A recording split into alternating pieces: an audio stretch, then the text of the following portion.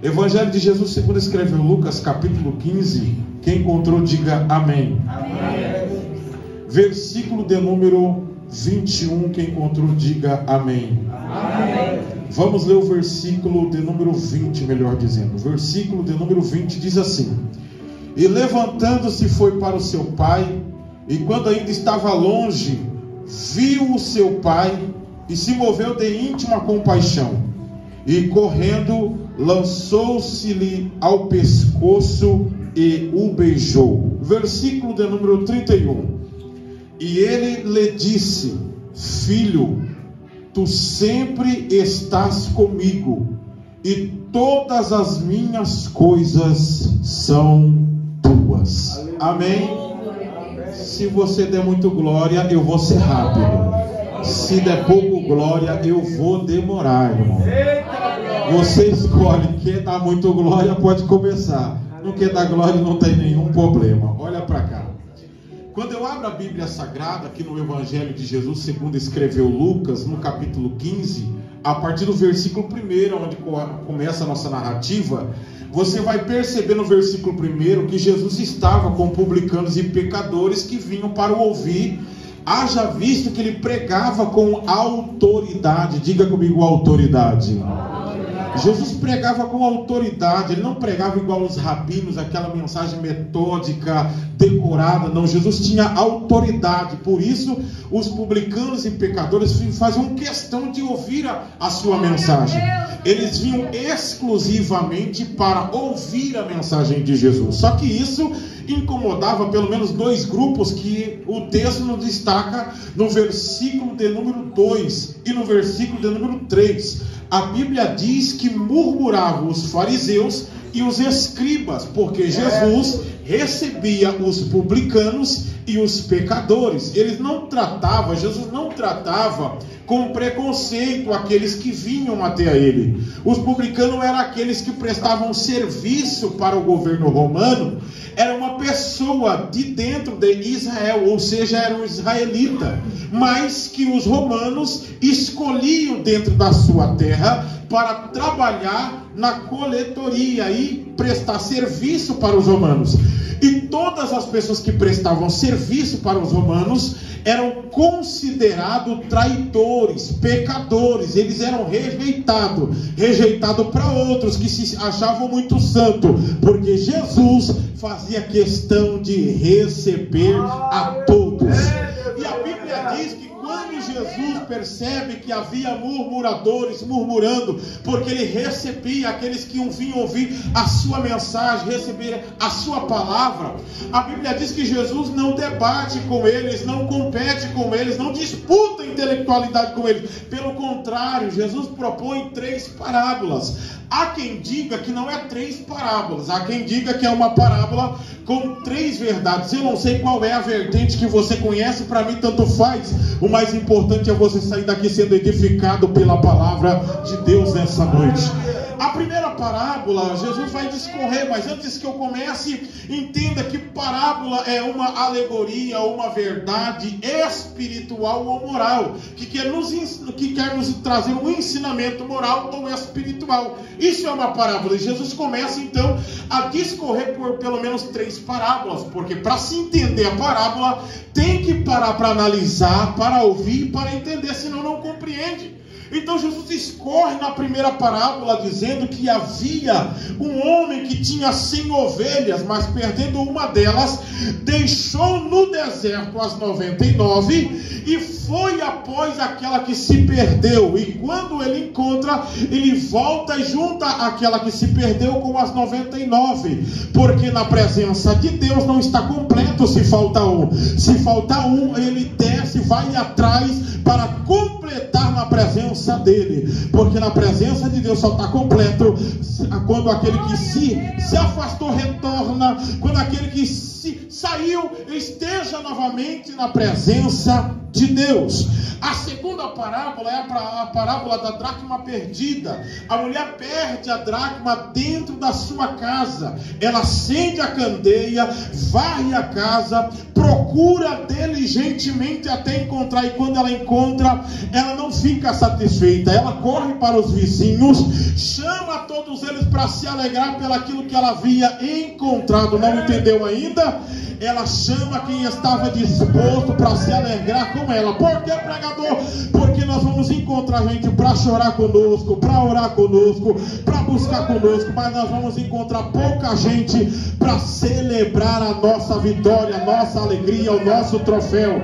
Porque tem muita gente que prefere ver você na prova, ver você derrotado, ver você pecando, ver você desviado, do que ver você na presença de Deus. Mas nesta noite tem a alegria de Deus para você compartilhar. E a terceira parábola é a parábola do filho pródigo, e eu começo a pregar para logo encerrar. Eu vejo aqui no capítulo 15 do Evangelho de Jesus os três pródigos desse capítulo. O primeiro pródigo é o filho menor, gastador. O versículo 11 e o versículo 12 diz que o filho menor chega para o pai e pede a parte da herança que lhe cabia. Eu aprendo duas coisas aqui. Primeiro, quando ele chega para o pai para pedir aquilo que lhe cabia, ele já quebrou uma regra, porque quem deveria receber a parte da herança não era ele primeiro, era o seu irmão mais velho.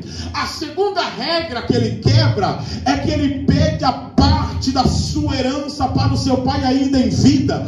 Todo mundo sabe que a herança só é dividida quando o pai vem a óbito. O pai construía ou fazia um testamento em vida, deixava ali para que o dia que ele morresse, aquele testamento fosse colocado em xeque. Então a herança seria repartida a partir do filho mais velho e depois para o filho menor. E quando o filho menor chega para o pai e pede a parte que lhe cabia, com seu pai ainda em vida, a Bíblia está dizendo que o filho menor estava matando o seu pai.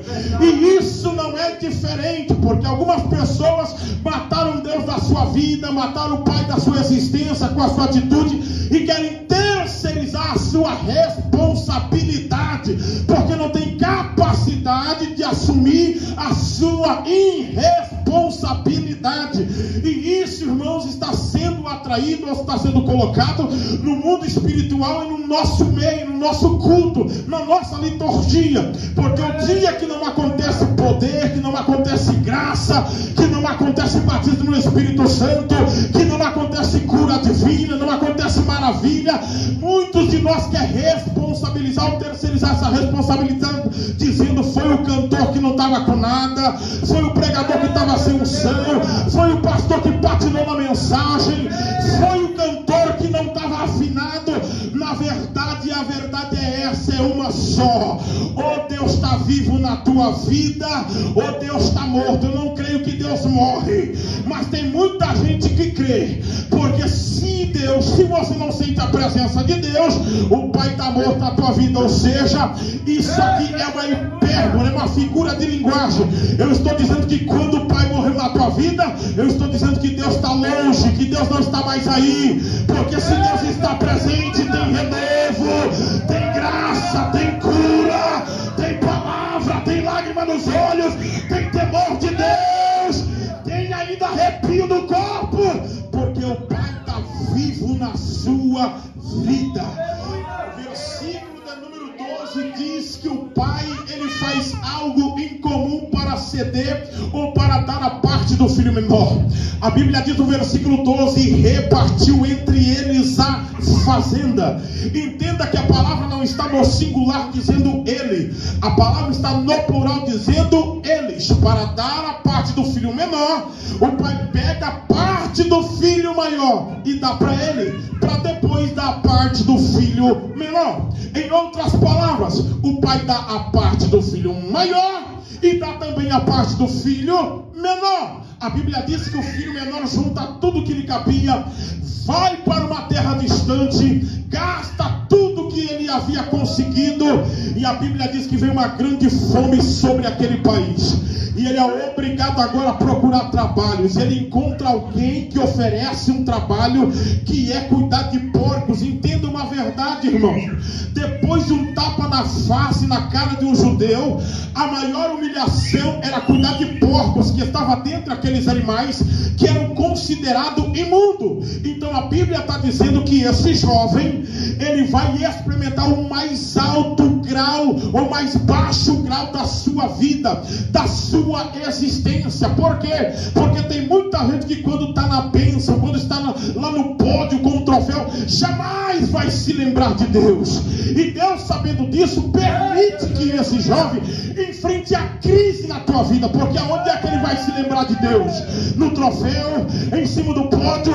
É lá na crise, na lama, que ele vai se lembrar de Deus. Então levanta a tua mão para glorificar, porque essa prova não é para te matar, esse vale não é para te sufocar, essa porta fechada não é para te sepultar, é só para fazer você lembrar de Deus, é só para fazer você lembrar do eterno. A Bíblia diz que lá na lama, cuidando de porcos, este jovem desejou comer a comida dos porcos. Ele não come, ele apenas deseja. Mas é lá na crise, é lá no vale, é lá na dificuldade, que a Bíblia diz que ele vai se lembrar de algo. De que, pregador? Versículo de número 18, a Bíblia diz que ele na crise, ele tem a primeira coisa, atitude. Ele disse: levantar-me-ei. A segunda coisa que ele teve, ele disse: levantar-me-ei, irei ter com meu pai. A primeira coisa que o filho pródigo se lembra não é da casa do pai. A primeira coisa que o filho pródigo se lembra é do pai, que é o dono da casa. Por que, pregador? Porque tem muita gente que até serve a casa, mas não tem relacionamento com o dono da casa. Tem muita gente que até trabalha na casa, lidera na casa, presta serviço para a casa, mas não tem comunhão com o dono da casa, não tem relacionamento com o dono da casa. Nesta noite, antes do teu serviço, antes da tua obra, Deus quer teu relacionamento, Deus quer tua amizade, Deus quer a tua intimidade com o Pai. Quantos querem intimidade com o Pai? Levanta a tua mão essa noite. Só quem quer relacionamento com o Pai, levanta a mão para glorificar. Só quem tem intimidade, quem está com o Wi-Fi ligado lá, levanta a mão direita, levanta a mão esquerda e vai dando glória a Deus nessa noite. Porque essa é uma verdade que você não vai ouvir por aí não, irmão. Porque muita gente está fugindo disso aqui. Por quê? Porque muita gente, irmão, vem na igreja, faz o trabalho porque está na frente do trabalho, porque tem que vir, porque é obreiro. Eu ouvi isso hoje na reunião de obreiro. Muita gente vem porque é obreiro, porque tem cargo, porque tem título. Mas quem tem relacionamento com o Pai não faz para homem, faz para Deus. Não serve porque tem que servir, serve porque tem relacionamento com o Pai. O filho se lembra primeiro do Pai, depois da casa do Pai. Ele diz: levantar-me-ei, irei ter com meu pai. Direi: Pai, pequei contra o céu e contra ti, e já não sou digno de ser chamado teu filho. Ele projeta dizer para o seu pai, mas nós não sabemos se ele vai conseguir falar. Então ele se levanta e vem para a casa do seu pai. E enquanto ele está vindo, a Bíblia diz que o pai de longe avista o seu filho. A Bíblia diz que de longe o pai avista o seu filho. Não é o filho que avista o pai, é o pai que avista o filho. Quando a Bíblia diz que o pai contempla o filho, enxerga o filho, a Bíblia está dizendo que o pai não tinha doença da visão, o pai não tinha doença oftalmológica, porque uma das doenças que a oftalmologia me apresenta, que é a doença dos olhos, é a miopia. O que é miopia, pregador? É dificuldade de enxergar alguém de longe. Tem gente que só enxerga quem está perto, bajulando, lambendo, presenteando. Mas o meu Deus é diferente.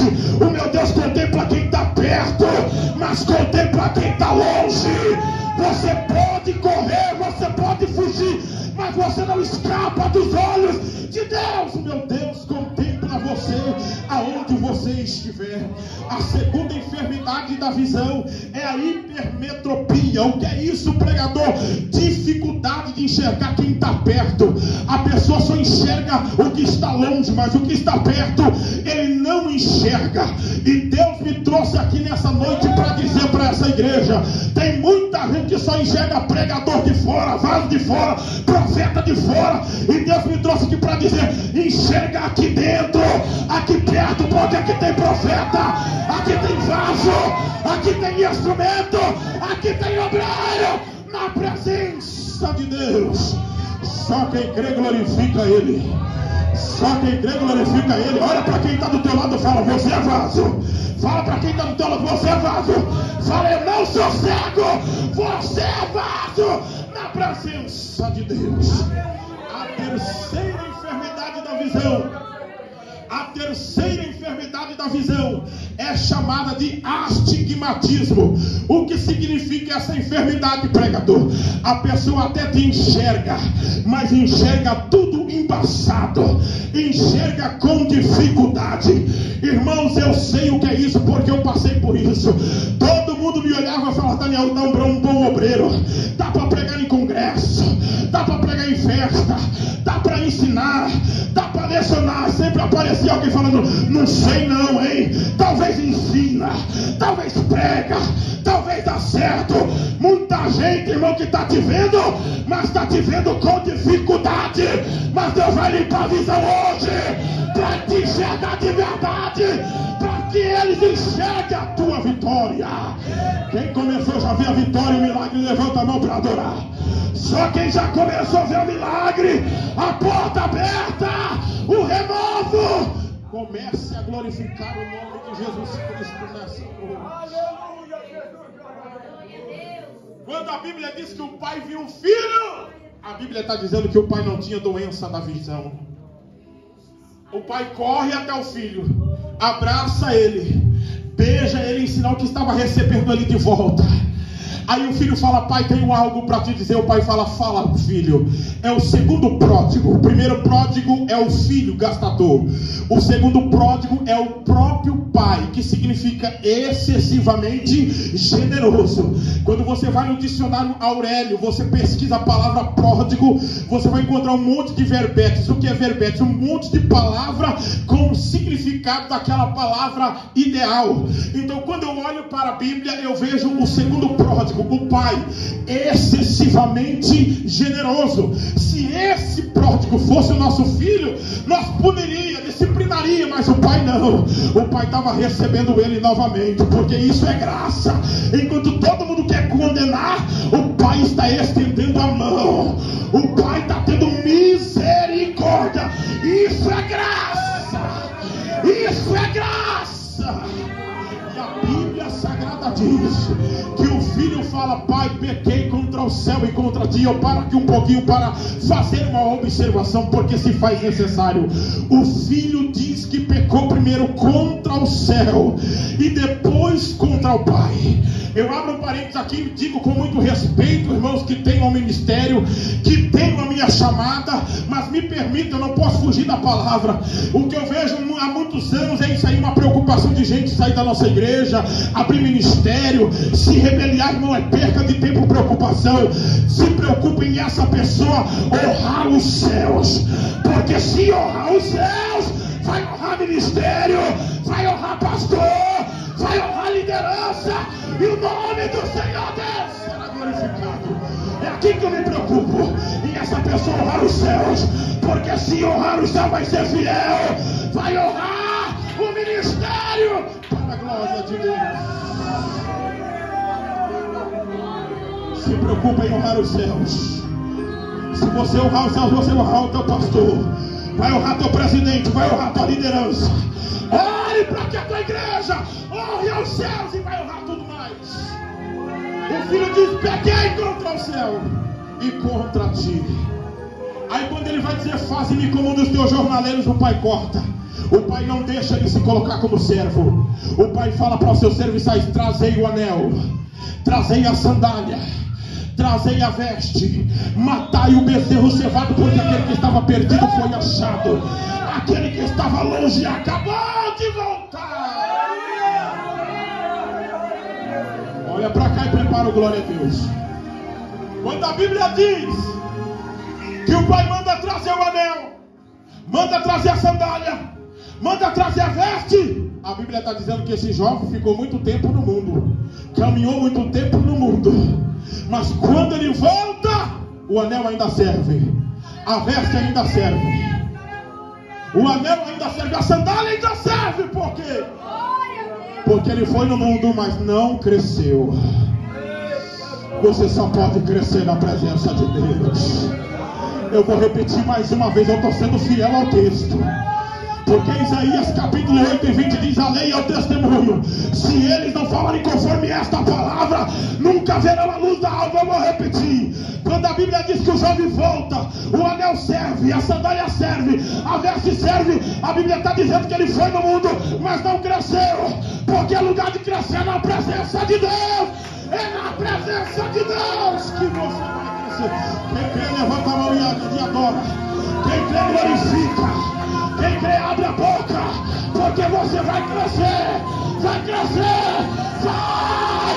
Levanta a mão para dar glória, levanta a mão para dar glória. Você que crê que vai crescer na presença de Deus, abre a boca aí e dá glória, abre a boca para receber. Levanta a mão direita, fechado os seus olhos. Levanta a mão esquerda, fechado os seus olhos. Deus, aonde houver uma mão levantada, que alguém queria parar, desanimar, trocar de igreja, renova ele agora, reforça a força dele agora, para ele crescer na tua presença. Quem recebe esse renovo da glória, quem recebe essa força da glória,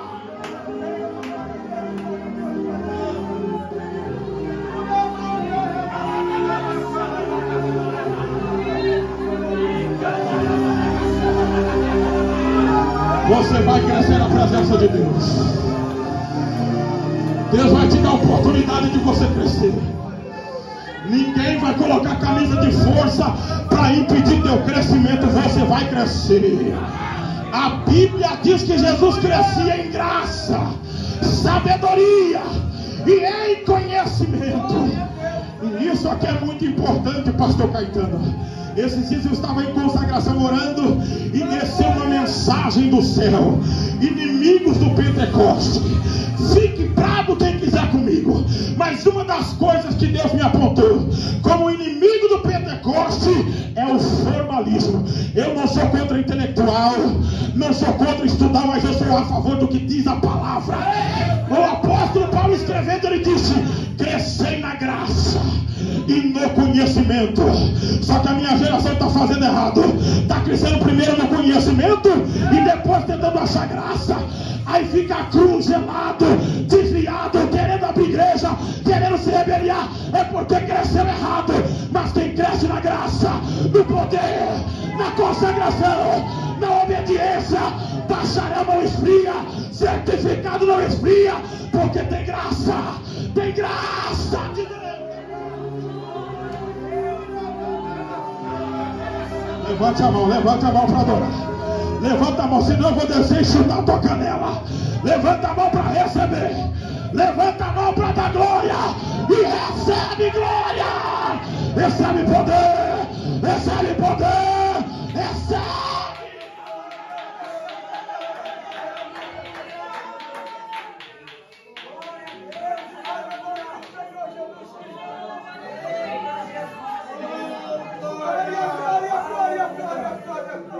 Sabe o que fala para mim, pastor Anderson, pastor Caetano? Você tem que crescer, tem que deixar de ser menino. Irmãos, em contrapartida chega outros igual nós. Pastor Caetano fala: meu filho, cresça, mas não perca as suas raízes, não perca a sua identidade. Eu estou fazendo essa porcaria de bacharel, já fiz um monte de curso, entra no meu quarto, tem um monte de certificado lá. Eu falo: estudar é bom, mas o principal está no joelho. Tem a palavra, é no joelho, é no joelho.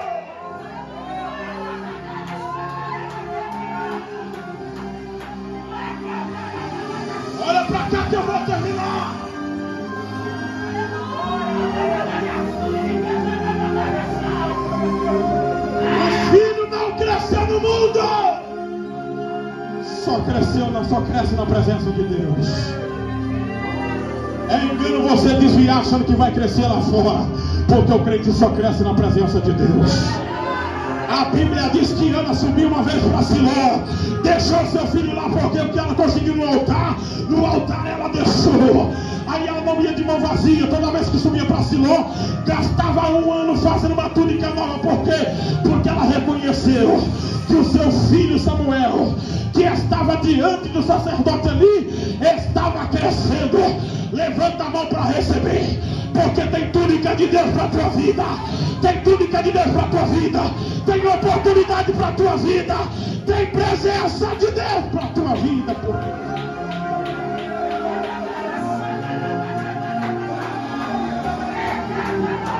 Vou terminar.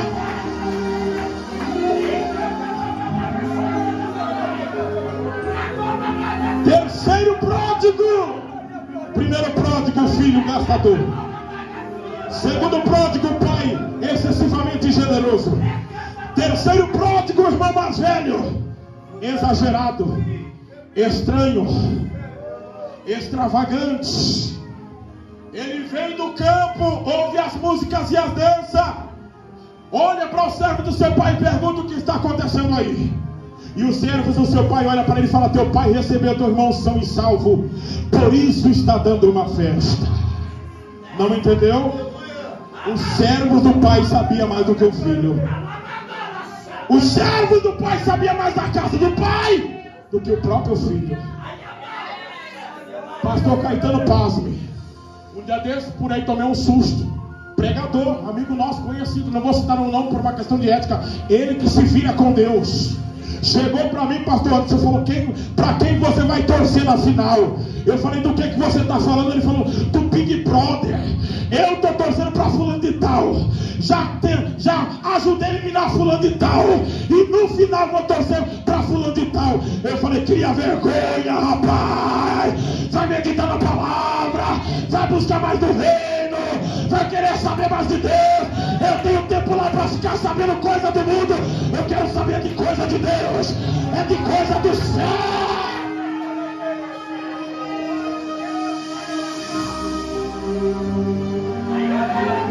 O pai sai para fora e tenta colocar o filho mais velho para dentro, porque embora o pai estava dando a festa para o filho menor, mas não significava que mais pessoas não pudessem participar da festa. E como o pai está tentando colocar o filho mais velho para dentro da festa, o filho começa a mostrar sua extravagância. Ele diz: há tanto tempo te sirvo. A primeira observação que eu vejo aqui é que o filho mais velho se coloca como funcionário e o pai como patrão. Era estranho. Era estranho. É aqui que está a explicação, pastor Anderson. Por que um dá glória e o outro não dá? Por que de um lado tem fogo e do outro não tem nada? Ou porque tem íntimo no nosso meio e do outro lado tem estranho? Eu não sou estranho, eu sou filho. Eu sou filho. Só quem não é estranho glorifica o Pai, exalte o Pai, adore o Pai, se revela para o Pai.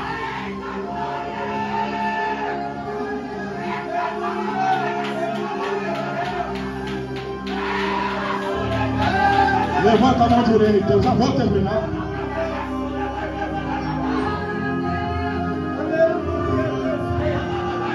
Mal tenho tempo para comer, para almoçar, vou ter tempo para cuidar da vida dos outros, para cuidar de coisas do mundo, irmãos. Eu quero saber do meu Pai. Eu não sou estranho dele, não. Eu sou filho dele nessa noite. Não se torne um estranho para o Pai. Que estranho é esse, pregador? É quando aparece na igreja de vez em quando, quando adora de vez em quando, é que busca de vez em quando. Quem é você aqui nessa noite? Filho ou estranho? Os filhos estão adorando. Os filhos estão chamando pelo Pai. Os filhos têm identidade. Já entrou para a festa, mas estranho não quer festa.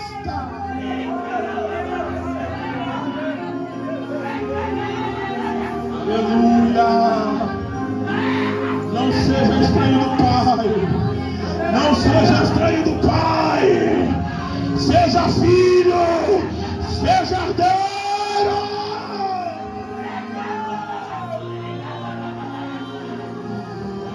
Olha pra cá, vou terminar. O filho continua com a sua extravagância, com seus exageros, e ele fala: há tanto tempo te sirvo, sem nunca transgredir um dos teus mandamentos. Mas veio esse teu filho que desperdiçou a tua fazenda com as meretrizes, e tu deste tudo novamente para ele. Mas para mim tu nunca me deste um cabrito para eu se alegrar com os meus amigos. Era estranho. Aí a Bíblia diz, para encerrarmos, que o pai olha para o filho mais velho. Se você não der glória agora, você é ruim de interpretação, difícil de entender. O pai olha para o filho mais velho, o pregador Abednego, e fala: filho, tudo que é meu é teu também. Ele não falou metade, ele não falou pouco, ele falou tudo. Ah, crente, eu não sei você, mas eu estou tomando posse do que é meu. Eu já estou tomando posse das bênçãos. A minha moto está ali fora. Eu andava de a pé, chegava nas igrejas na hora do amém, mas ia, falava: perdão, pastor, eu ainda ando de ônibus com passe emprestado, mas eu ia. Descobri uma ideia, descobria quem tinha carro e moto e cantava, e chamava para ir cantar na igreja. Aí descobriram que não era para ir na igreja cantar, era para me levar. Me abandonaram. Eu falei: Deus, se eu tenho parte nas tuas bênçãos, eu quero ela para mim. Deus me deu uma moto, está aí para a glória do nome dele. Vou terminar, olha para cá. Se o pai está dizendo que tudo que é dele é do filho, então ele não tinha dado tudo para os dois lá atrás. Significa que o pai tinha abençoado os dois filhos lá atrás, mas ainda tinha muito a dar. Você não está entendendo. Você já foi curado na presença de Deus, já foi abençoado, recebeu porta aberta, mas Deus está mandando te dizer nessa noite: Ele tem muito a fazer na tua vida. Ele tem muito a fazer na tua vida. Olha para cá, para que não fique nenhuma dúvida. Deus fez tudo por nós espiritualmente quando Ele deu o seu Filho unigênito na cruz do Calvário. Mas fisicamente não. Fisicamente Ele tem muito a dar, porque se Ele dá tudo para aqueles dois filhos, eles nunca mais voltavam para casa, eles nunca mais vinham na igreja, eles nunca mais frequentavam culto de doutrina, nem escola dominical. Mas o pai deu uma parcela e estava dizendo lá no final: eu ainda tenho muito para dar para vocês. Eu ainda tenho muito, ainda tenho muito, ainda tenho muito. Eu vou falar até você da glória. Deus ainda tem muito a dar para você na tua vida. Deus ainda tem muito a fazer. Deus tem muito a dar. Deus tem muito a prosperar, te abençoar. E se você crer, fica de pé dando glória, dando glória, dando glória. Recebe mais.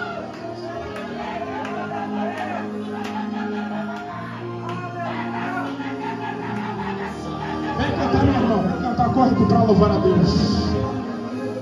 Feche os seus olhos aí. Quando ela terminar o louvor, eu devolvo o microfone para quem é de direito. Vai dando glória aí, porque eu estou tomando posse das bênçãos espirituais. Eu estou tomando posse das bênçãos físicas. Olha para cá, crente. Eu tenho uma casa há 5 anos. Eu disse: há quantos anos? Quantos anos? Eu tenho uma casa há 5 anos. Consegui ela. Deus me deu condições para adquirir, que era o sonho da minha esposa. Só que ao invés de mudar para ela, eu fui alugar. Aí Deus vai e usa um pastor da nossa igreja, pastor Caetano, e fala bem assim: o que eu te dei não é para outro desfrutar, é para você desfrutar. E eu pagando aluguel aqui. Eu joguei o aluguel para lá e falei: eu vou tomar posse do que é meu. Mudei para lá depois de 5 anos. Está preparado para o que Deus vai fazer na tua vida? Diga comigo: Deus, eu creio que o Senhor já fez o melhor para a minha vida na cruz do Calvário. Diga mais: fisicamente, intelectualmente, emocionalmente, o Senhor tem muito a fazer ainda. Diga: eu tomo posse das bênçãos que o Senhor Deus tem para mim. Feche os seus olhos agora.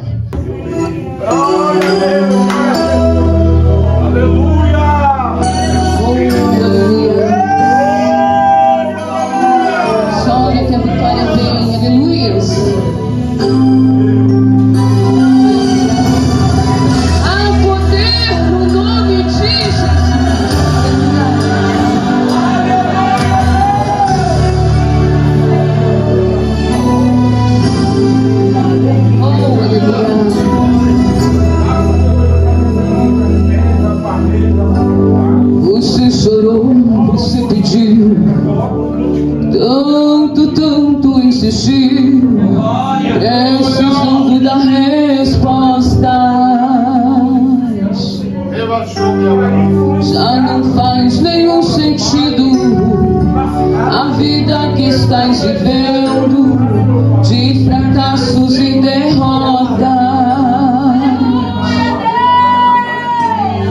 Tão sozinho e sem sorte, no vale da sombra da morte, pensando até que é o fim. Mas hoje o Senhor falando nesta noite, mas Jesus, que muda a história, já declarou sua vitória, só pra te fazer feliz. Oh, aleluia! O crente quando chora, o Senhor responde. A oração do crente estremece monte. E quando ele chora, o Senhor atende. Tem um grande valor a lágrima do crente. Ele foi com Daniel lá na cova dos leões. Nada lhe aconteceu. Deus ouviu suas orações, mesmo quando Ana orava por um filho lá, amava o Senhor atendeu.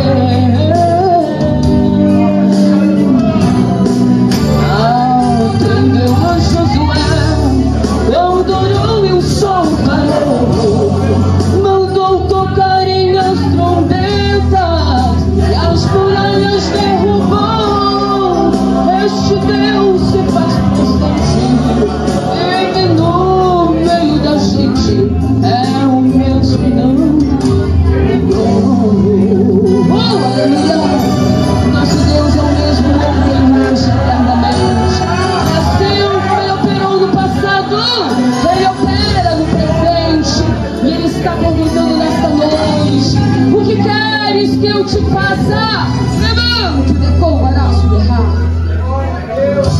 O crente quando chora, o Senhor responde. A oração do crente estremece monte. E quando ele chora, o Senhor atende. Tem um grande valor a lágrima do crente. Ele foi com Daniel lá na cova dos leões. Nada lhe aconteceu. Deus ouviu suas orações, mesmo quando Ana orava por um filho, ela amava o Senhor atendeu. Atendeu a Josué, quando orou e o sol parou, mandou tocarem as trombetas e as muralhas derrubou. Este Deus se fez presente, vive no meio da gente, é o mesmo que não mudou. Oh, aleluia! Oh, maravilhoso, o Senhor é o mesmo, aleluia! E Ele vai fazer porque Ele é fiel. Não importa a tua vitória, Deus, em nome de Jesus.